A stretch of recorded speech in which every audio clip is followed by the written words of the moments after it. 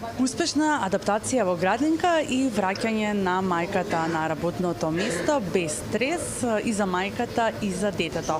Ова е насловот на темата на првата ваква онлайн работилница која што ќе се одржи на 30 јануари и тоа работилница создадена, креирана и направена од мајките од Мама Круг, односно од Сандра, Бојана и Данче, со кои што ќе не разговарам ова утро и ќе ни кажат повеќе за тоа што е Мама Круг, но и што се ќе може да се дознае на оваа работилница.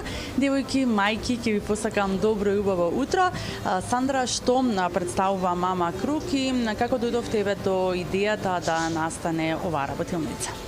Фала Ивана на поканата да зборуваме на оваа тема. Мама Круг е еден концепт за поврзување на мајки и поддршка, бидејќи увидовме потреба, бидејќи сите работиме со мајки на професионален начин, увидовме потреба дека мајките имаат потреба за поддршка, за поврзување и решивме од минатата година да организираме низа настани. Значи тоа се настани во живо за мајки, за деца и на тој начин вршиме едукација или само некои социјални активности со цел да ги поврзаме мајките, да се поврзат, да се држуваат меѓу себе.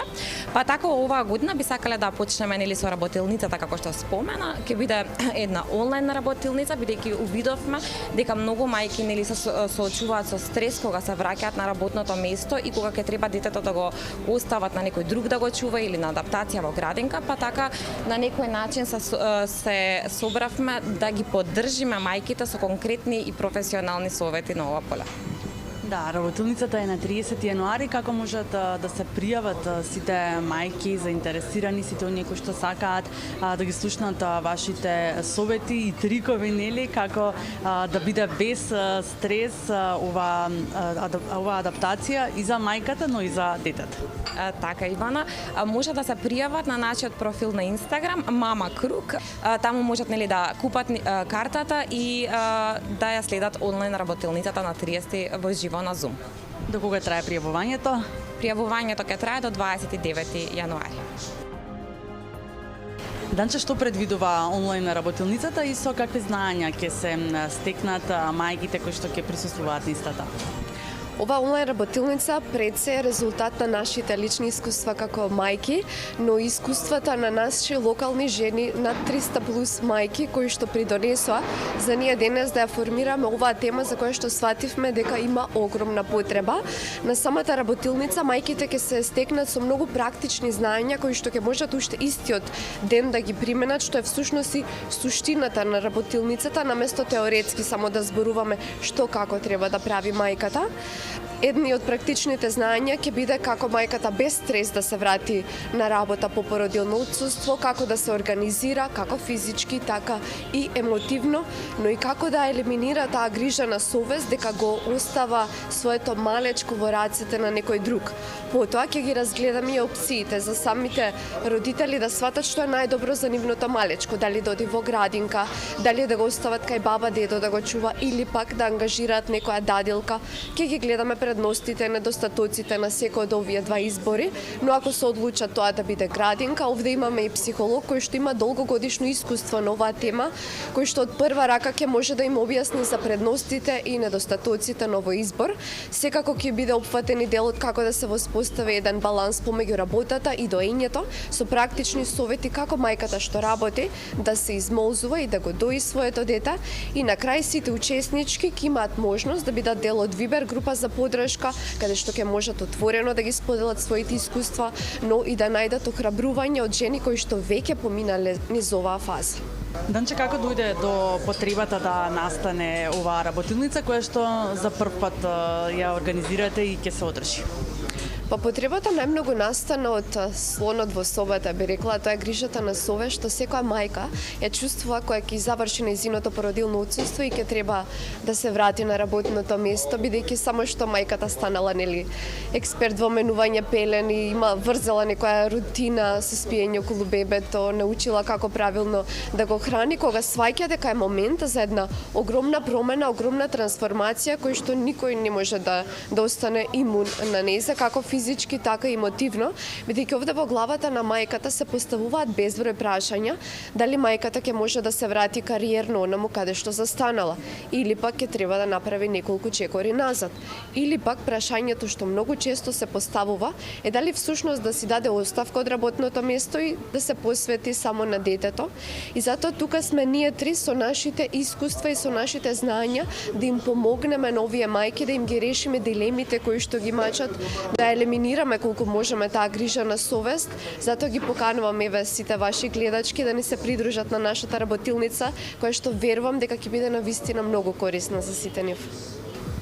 Да, верувам дека и тоа како од корист ќе бидат за сите мајки кои што во овој момент еве се сочуваат и се двоумат со ова дали е добро детето да оди во градинка и како ќе се разделиме после 9 месеци заедно. Затоа тука имаме нели психологот Бојана, како што спомена и ти, Данче, која што можеби најдобро ги знае од сите како да се направи еве тој баланс, како да помине таа адаптација без стрес. Okay.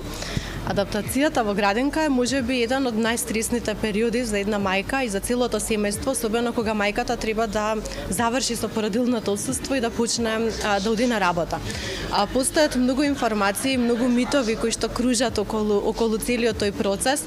Еве Данча спомна некој од нив, дали да се оди во градинка, дали да се чува детето дома, дали да се ангажира некое друго лице.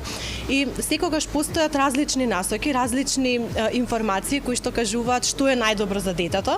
И од една страна сите семејства се различни, не е ниту едно семејство исто и некогаш овие информации може да бидат точни и важечки за сите, ама и обратно да не важи баш за истото семејство и затоа е многу важно да секоја мајка знае што е соодветно и за незиното семејство, а и за неа, а и за сопственото дете.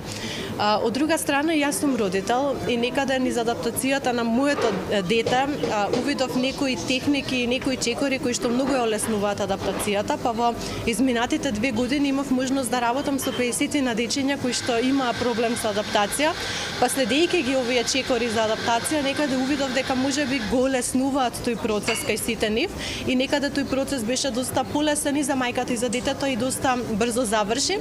Така да нова работилница ќе ги споделам тие информации, ќе ги споделам тие чекори како да мајката си ја улесни адаптацијата и за себе, а и за детето и како целото семејство нели да тој процес го помине полесно и посрекно.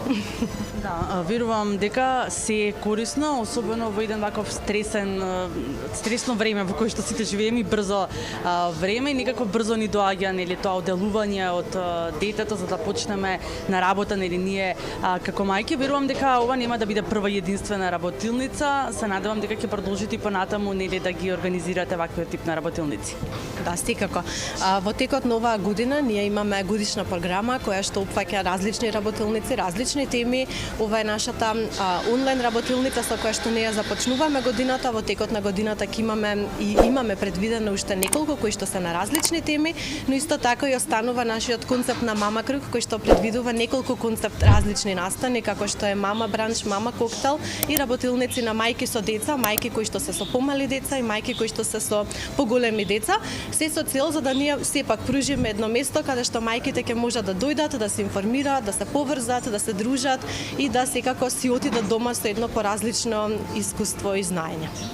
Да, и позадоволни, посрекни и мајката и детето. Јас ви благодарам за одвоеното време и се гледаме во наредна прилика кога ќе имаме некоја нова работилница, секако да ги информираме мајките, сите оние кои што сакаат да влезат еве во овој Мама круг, да бидат повеќе информирани, но и секако дружбата, социјализацијата на мајките и на децата секогаш нели е на прво место. Ви благодарам. Благодариме и на ние и те очекуваме на некој од нашите настани.